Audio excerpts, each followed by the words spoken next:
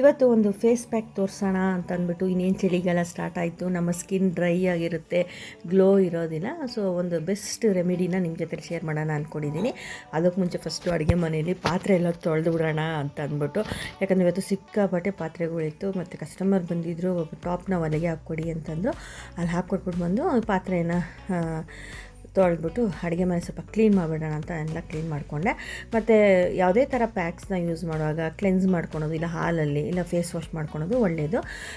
ಇದರಲ್ಲಿ ಇಲ್ಲಿ ಬಂದುಬಿಟ್ಟು ನಾನು ಬೇರೆ 2 ಇಂಗ್ರೀಡಿಯೆಂಟ್ಸ್ನ ತೊಗೊಂಡಿದ್ದೀನಿ. ಕಾಫಿ ಪುಡಿ ಮತ್ತು ಕೋಕೋನಟ್ ಆಯಿಲ್ ತೊಗೊಂಡಿದ್ದೀನಿ.